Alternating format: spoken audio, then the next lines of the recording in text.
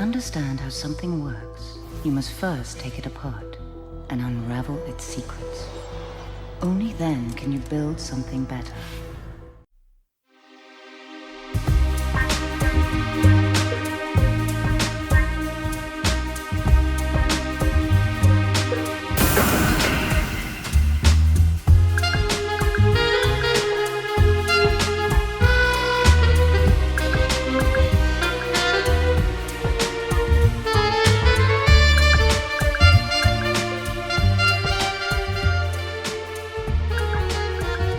Hello, welcome to Cynic Critique, where we get real with cult films. I'm your host Brian, and I'm here with my brother and co-host, my bro-host, Thomas. Hello. This week we're looking at some more sci-fi cult films with 2003's Paycheck, 2010's Repo Men, and 2021's Reminiscence. So do you want to start us off? Sure. All right, what's the pitch? I can't tell you, other than to say that it involves optics. What are you trying to see? 2003's Paycheck, directed by John Woo and written by Dean Jagers. It stars Affleck as the lead, Michael Jennings, and Ira Cat as Jimmy Rackrick in the film as Rachel. The plot synopsis, going to IMDb, what seemed like a breezy idea that would net an engineer millions of dollars ends up leaving him on the run for his life and trying to piece together why he's being chased. Ben Affleck is Michael Jennings, the lead engineer. Okay. What do you remember about this film? I remember nothing. Ironic. Is it ironic or coincidental? Which is it for this? Oops. Maybe. I remember this film being a lot better. Yeah? I'm not saying it's bad. I just remember it being a lot better. But since watching this, I must have seen thousands of films. Yeah. Even since I last watched this, which is well over a decade ago, I would say, maybe. I haven't seen it since DVD release. I don't believe it. The only bit I saw since then was the same bit that I've always remembered, which is the action scene on the bike. Yeah. It's a pretty decent film, to be honest. I was just reading John Woo apparently wanted to make it Hitchcockian and a little more suspenseful, but the writer decided it was going to have a more action approach. Ben Affleck insisted on having some Mexican standoff in it because he really liked Hard Boiled and is it The Killer? I think so. I think it is. That's a John Woo film, I'm sure. Yeah, he was a fan of John Woo. Yeah, I mean, a lot of people are. Well, unless it's Mission Impossible 2. I think it's his worst film, from memory anyway. Probably agree with that. They really make a thing about the BMW sponsorship for this, don't they? Yeah. Like the BMW key, all the cars you see are BMWs. Yeah. Oh, when I say BMW key, he gets left. Well, he leaves himself, 20 items? Yeah. Because it's based on a Philip K. Dick story of the same title. Yeah. But he only leaves himself 7 in that, and that's a code key, a ticket stub, a parcel receipt, a length of fine wire, half a poker chip broken across, a green strip of cloth, and a bus token. Where in this, if I can find the list of everything... I've got no list. Have you? Go on then. Sunglasses, pack of cigarettes, a bus pass, diamond ring, paperclip, fortune from a cookie, janitor's key, lighter, hairspray, stamp, watch, ball bearings, looking glass, BMW key, all compass, matchbook, dollar coin, crossword puzzle, and a bullet. Right, yeah. And the idea is that they all, at some point in time, as is kind of on the run, is a clue, and it should be a way to use it to help him survive. Yeah. I don't want to spoil why he's lost. Well, he loses his memory because he's a contractor that every time he does a certain deal, he purposely has his memory erased for the invention he creates for the businesses and something. And I think it's still with copyright infringement or something, so no one else can even get the thing off him, isn't it? Yeah. According to the trivia on IMDb, it's set in 2004 to 2007 when he actually comes out of the contract. Yeah, it weren't that far in the future. No, I thought it was a lot further in the future with how, before he even went on his mission, he had this hologram-like computer assistant. Yeah, there were a lot of pieces of technology that weren't around in 2003. Yeah. Still not around today. Sadly. There is some overlap with, Total Recall in this, I guess, as well, isn't there? And a little bit Minority Report. Yeah, which are also based on Philip K. Dick. Yeah, that's why I was bringing it up. I guessed. Who did you name in the cast? Did you go through everyone? No, I didn't. Okay. I named 3. Affleck, Thurman, and Eckhart? Yeah. Okay. Well, this is Michael C. Hall's feature debut. He's famous for playing Dexter in the Showtime series. Paul Giamatti is in this as, Affleck's sort of friend. Yeah. And Joe Morton, I've wrote his name down because he's the other agent with Michael C. Hall, but I can't remember what I know Joe. I know who Joe Morton is. Yeah. He's in Smallville, isn't he? He's Marsh Manhunter in that. No. No? No. Yeah, I think of Philip Lawrence. Oh. Joe Morton is what most people know from Terminator 2. Oh, yeah. So is Cyborg's dad in Zack Snyder's Justice League? Yeah. Right, okay.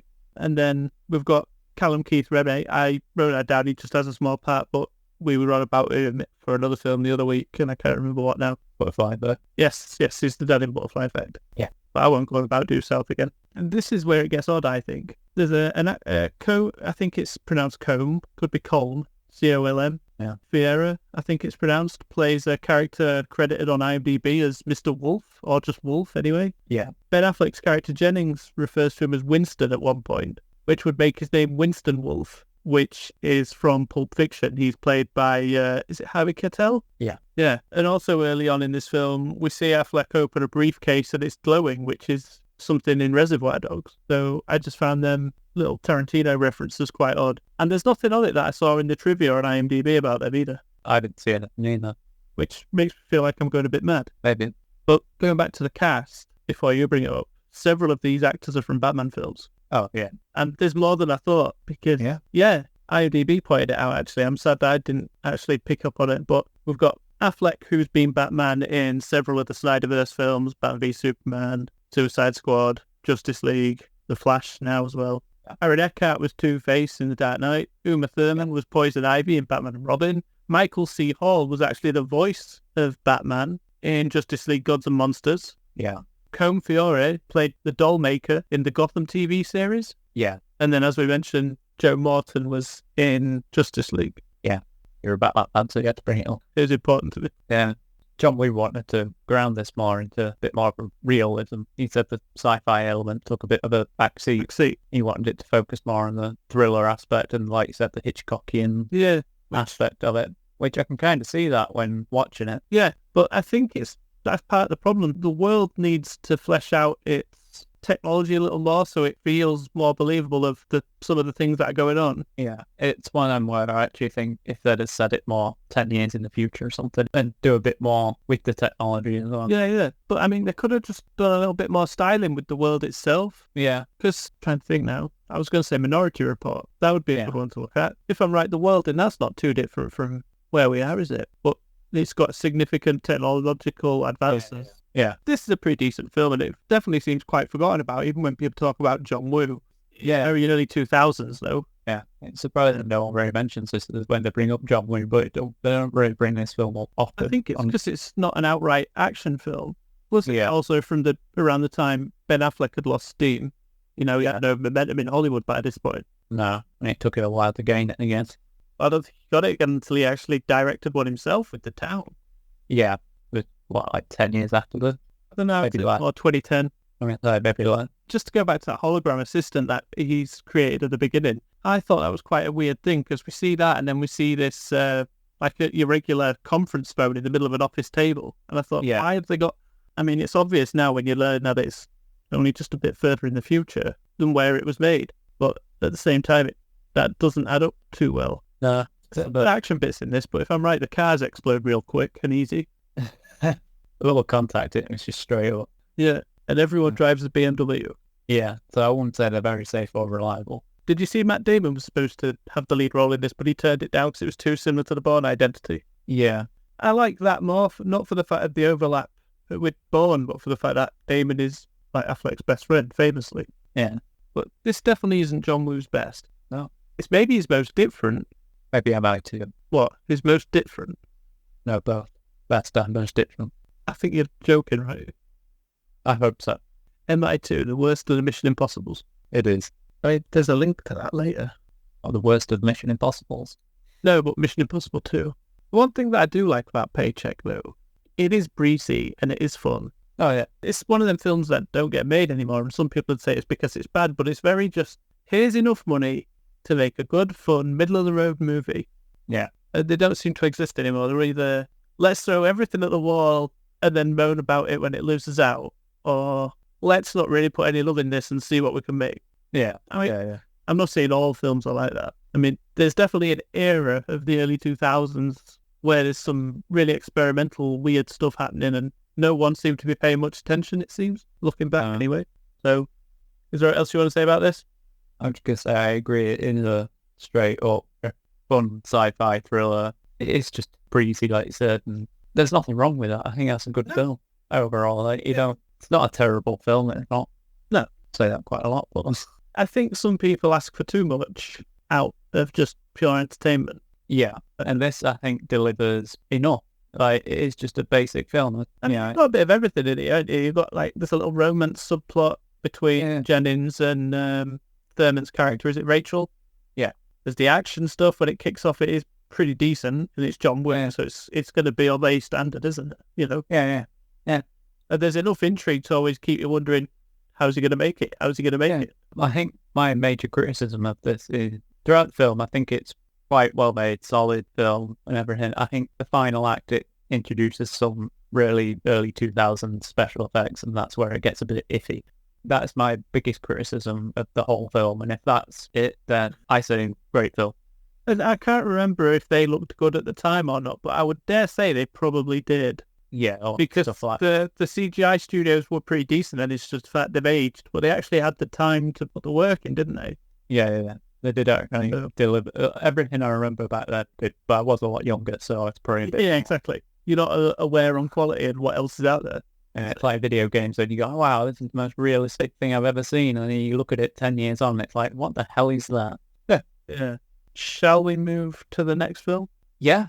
Or is there anything else more you want to add to Paycheck?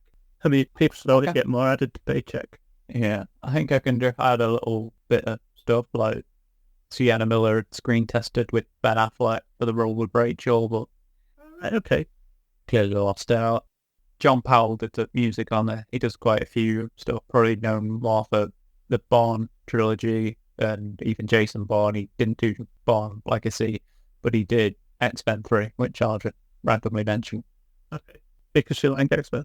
Yeah, and he did do a good job on this. He's usually a solid worker, so yeah. I'm not keen on his work on X-Men 3, though, but that's just me.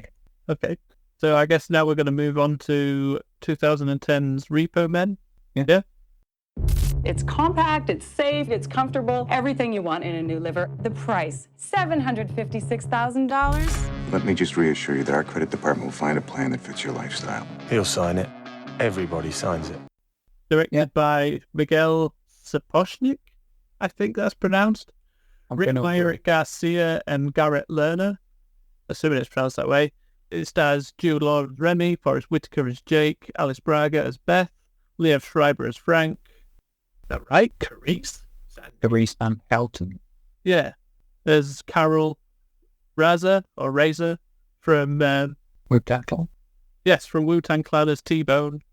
I don't know why I wrote Chandler Canterberg as Peter, but I don't really know who that was. Was that the kid? Yeah. John Leguizamo as Asbury. He's an uncredited small part, but I wanted to bring it up. And Yvette Nicole Brown as Rhodesia.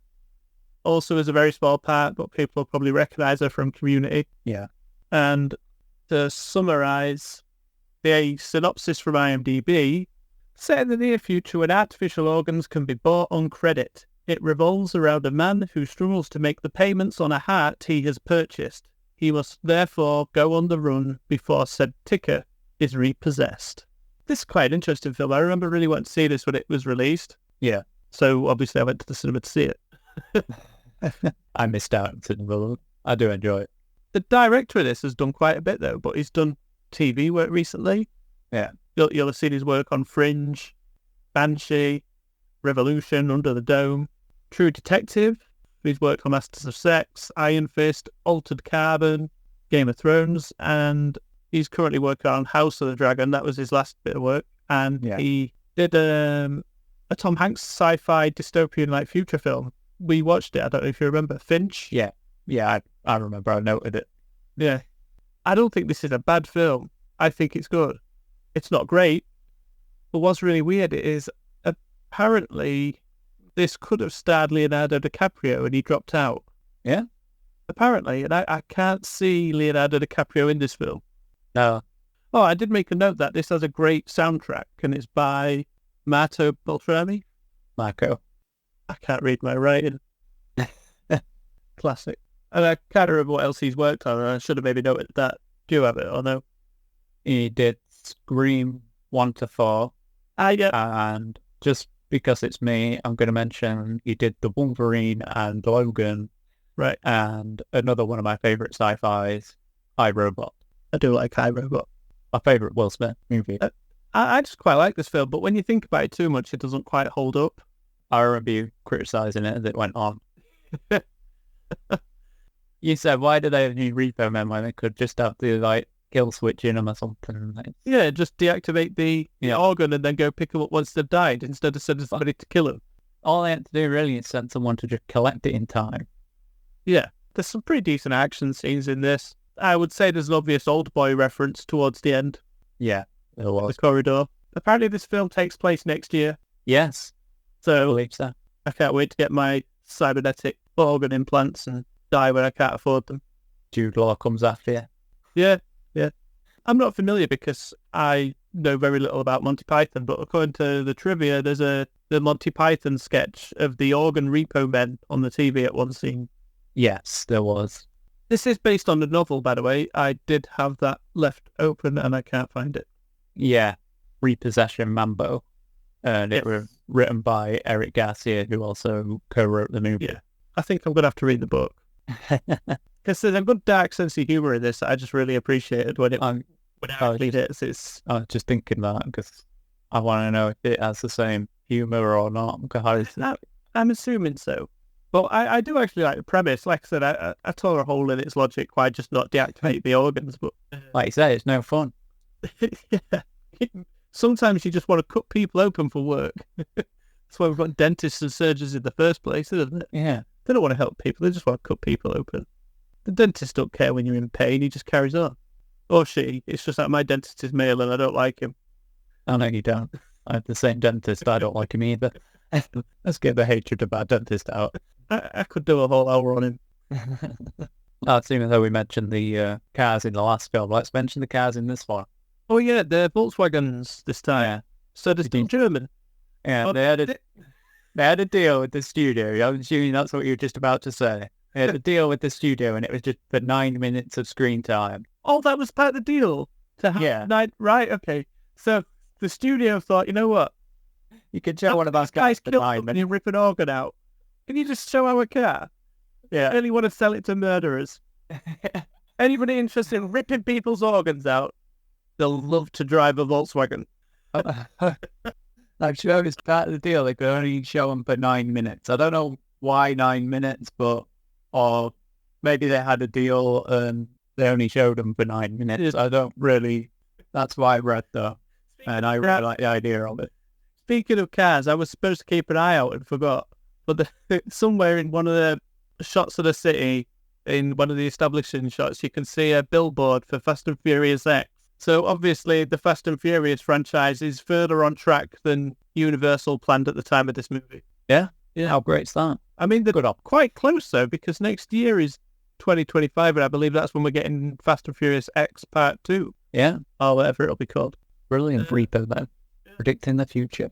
Apparently Forrest Whitaker quite liked doing the action in this because he got to utilise some of his Filipino Kali martial arts skills in the fight scenes. I don't know how long he's been doing martial arts, but he's in a great film from, I think, the mid-90s or early 90s. It's called Ghost Dog, Way of the Samurai. I think we're going to have to cover it on here because I love that film. Yeah. He's like some urban hitman, that, if I'm correct, that follows the way of the samurai. So if you want to hire him, you've got to send a message to him by pigeon. I don't remember that part of the premise. Yeah. I'm pretty sure. Swear to God. You're not a religious man. All right, hand on heart. Oh, I don't have one of those either. I swear on my dog's life. I think this was an easy like for me though, because it does have some great narration at the beginning. It opens with narration and there's some narration further in. Yeah, you love that stuff. Yeah, I do. I'm a big fan of narration. I am too, to be fair. I can't say it. I quite like the style of this film. Yeah. There's something about it. It's not overly sci-fi, but it's really quite gritty. Yeah, gritty. I think that's where the sense of humour kind of comes in, disappears. Like plays the opposite to it. Yeah. Oh, it's in juxtaposition. Yeah. Yep, thank you. So some people might have thought it's a bit tone deaf, but I just think you've got a movie in it. It's like that's a style. Yeah. Yeah.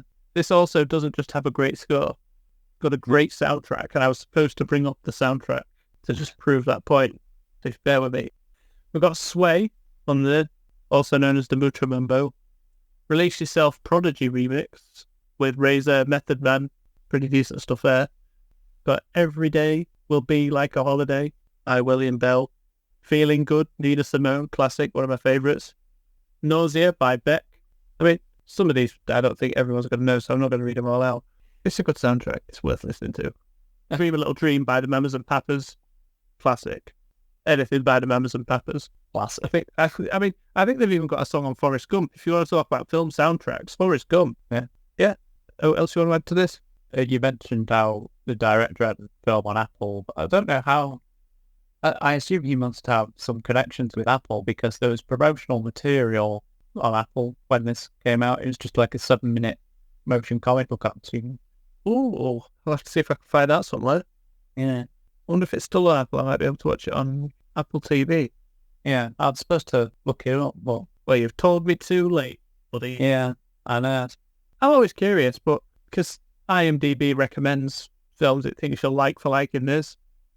So for this, it says Surrogates, which is a Bruce Willis comic book adaptation. Then there's Equilibrium, which some people compare to The Matrix, but I think it's just with the long jackets and some good martial arts stuff. But they're doing Gun Fu, which Matrix didn't really do. It recommends The Island from Michael Bay. That's a good one. Looper from Rian Johnson. Strangely, though, this is where it loses me. Total Recall, but it's not the original, it's the remake. Similar time, though, yeah. But it recommends Source Code, Elysium.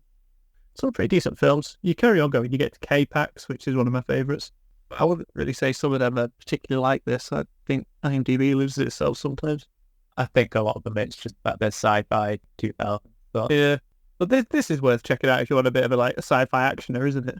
Enough plot to make it enjoyable. And it's quite nice seeing Jude Law as an action guy, I think. Yeah. Would this be before he was Watson? 9, I think he was Watson. Right, so this is just after. Yeah. Anything else? I just I agree. I enjoyed the style of this film. I feel it is oddly unique. I really like the end of this, to not spoil it. I just really like the end. Yeah. It's a really good ending that I don't think many will see coming. No, I didn't remember seeing it coming when I first watched it.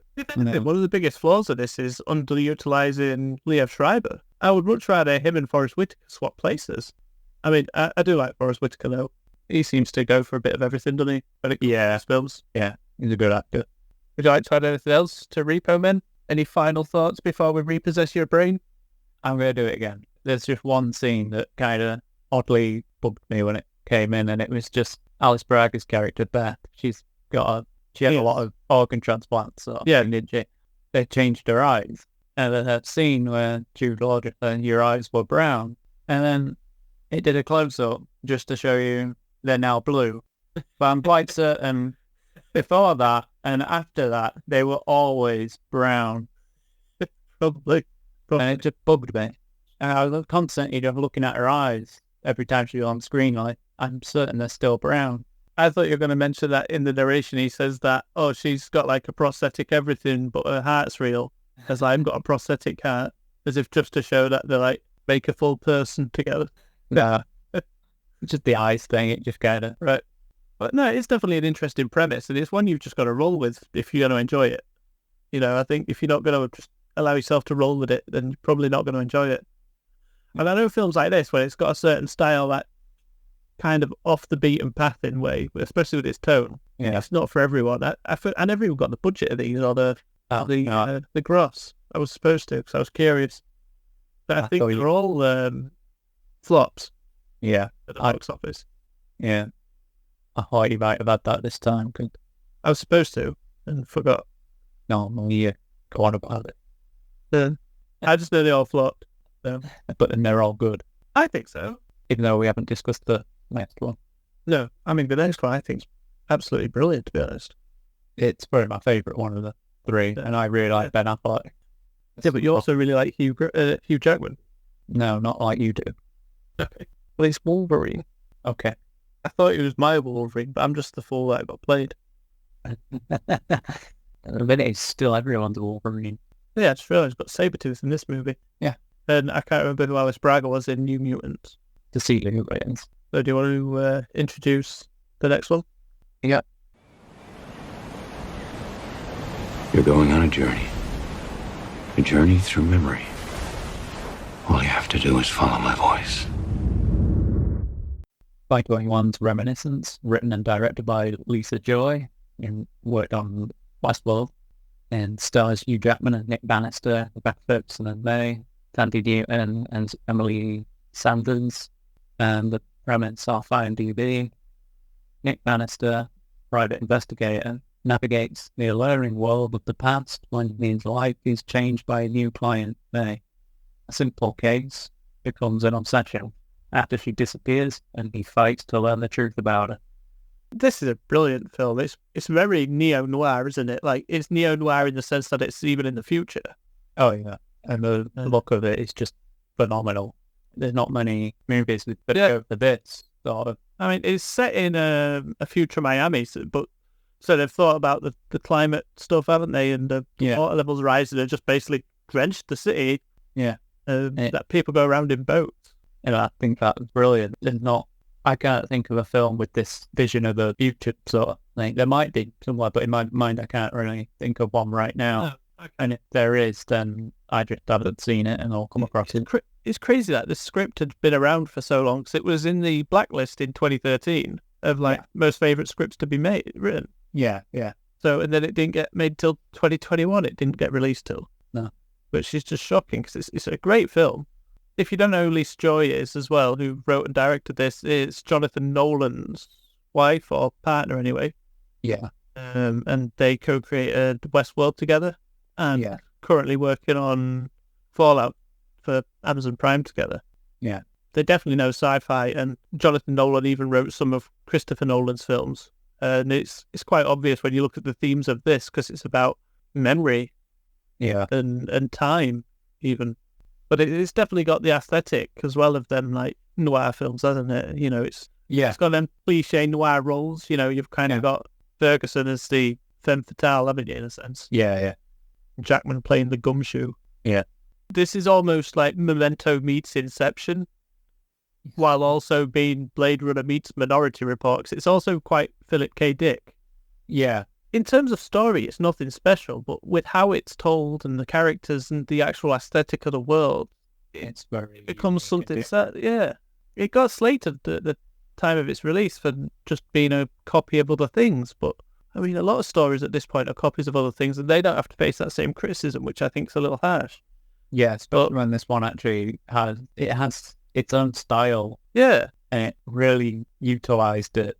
Definitely. I'm a big fan of the poster, because even posters at this day and age are a bit repetitive, but I mean, you look at the poster for this and it's got this lovely green and orange, which I mean, it's still in that sort of colour house, but this actually leans into the green a little more, and the orange is more prominent, and the faces are put in the orange, and then you've got Jackman at the front. I'm not saying it's very different to other posters around that time, but it definitely stands out amongst them if you were to line them up, I would say. Yeah. Because it's also got that noir aesthetic, and it just really works.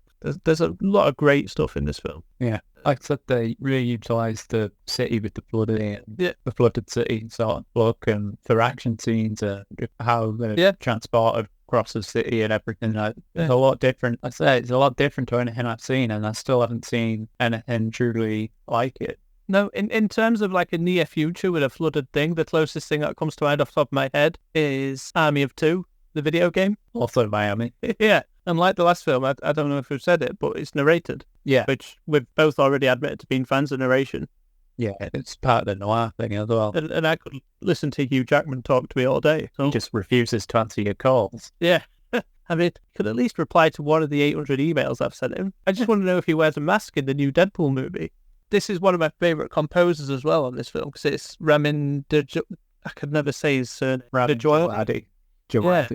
Yeah. And I can't remember his name, but it was the cinematographer from a film we've discussed recently, from Deja Vu. Yeah. I will get it, because I don't think it's fair to bring it up and not say his name. I thought you were going to mention Ramin Djawadi. He did work on Westworld with Jonathan Nolan and Lisa Joy. He did Person of Interest with, again, Jonathan Nolan. And he did Strain, which is a great vampire show. It's so good. Yeah, I think you mentioned it last in last week's episode when you were about Kevin Durant. Yeah, certainly you just brought Kevin Durant up just to mention The Strain because you really like that show. It is such a good show, though. The cinematography is Paul Cameron. Also, in terms of cast, there's we've got Daniel Wu in this. Yes. A great actor. He's worked with Jackie Chan. Yeah. He had his own, he was the lead of a show, wasn't he, on, was it a HBO or an AMC show? For the AMC. Yeah, which was Into the Badlands. It's from the people that did Smallville, Goff and Miller. They also wrote the final Lethal Weapon. Well, Lethal Weapon 4. We don't know if it's the final yet. Well, okay. And they've also got Brett Cullen, who's got, I can't remember him from anything else, but he was in Burst of Interest as well. Yeah. He was in the Flashback stuff, which was a show by Jonathan Nolan. You wanted to mention about the trivia about the guests, the actors in this working with each other in other projects, if I'm right. And then forgot to mention one of the actors working with someone else. Do you remember? I remember you telling me. Did I? Yeah, I remember you reading about the trivia about how and this actor worked with so-and-so in this film, but they left off credits. Yes. Yeah. Yeah, I didn't write it down. The IMDb trivia misses off the fact Cliff Curtis and Rebecca Ferguson were in Doctor Sleep together. Great film. Yeah, that is a great one. The late sequel, not really, it's a sequel to The Shining. Yeah. Kind of a late sequel, I guess. But I think it's time appropriate. Yeah. Mike Flanagan? Yeah. Great horror director and writer. Yeah, working title for the movie was The Jade Earring. The what? The Jade Earring? Okay. Yeah. Look, like the clue that sends him on the thing, isn't it? Yeah. I don't know if that would have been a better title, but it's definitely a more noir title. I've got to say, it's definitely a noir title, that, isn't it? Yeah. And I think that's why they got told to change it. And then it became a word not many people knew how to say. I'll be honest, because I'm dyslexic, I even have trouble spelling it. It's one of them with letters in that aren't necessary, though, isn't it? Yeah. There's a really good shootout scene in this as well, isn't there, with Sandy Newton and is that Daniel Wu in that scene? I think he's... Where they go to that bar for some information, don't they? Yeah. So they get a pretty decent, almost like a classic Western shootout in a way, isn't it? Yeah, it's fantastic. I feel it does reference all the film style, like Westerns and noir. Yeah, I'm assuming it's the stuff that they grew up on when you look at Westworld. Yeah, exactly. Because it's even that pulpy sci-fi stuff, isn't it, as well? Yeah. So, I think we said at the time, this is probably more of what we think of like a Blade Runner for today than what Blade Runner 2049. Yeah, I would say so. I much prefer this to Blade Runner 2049. Although I know it's controversial, but I weren't a big fan of 2049. No. I mean, this is a great looking movie. Reminiscence. It's my favourite out of these three. It was mine as well. And like I said, I really like Ben Affleck, so I'm a bit upset that I have to say this one. But then if I was choosing a favourite out of Paycheck and Repo Men, I'd probably have to flip a coin. I know what you mean. I'm surprised this got made. I didn't got the budget for this either. God damn it. I can get the budget, but... I mean, this flopped. I know it flopped. And sadly, it don't look like Lisa Joy's even directed again. No, she hasn't. And it's a shame because it's so competently done. And it was one of the favourite scripts in 2013. They either got to this too late, or it just clearly doesn't appeal to the masses, to the main audience. Yeah. Budget, by the way, was $54 million. Right. And the gross worldwide was $16,193,193. Oh, that's a big drop, isn't it?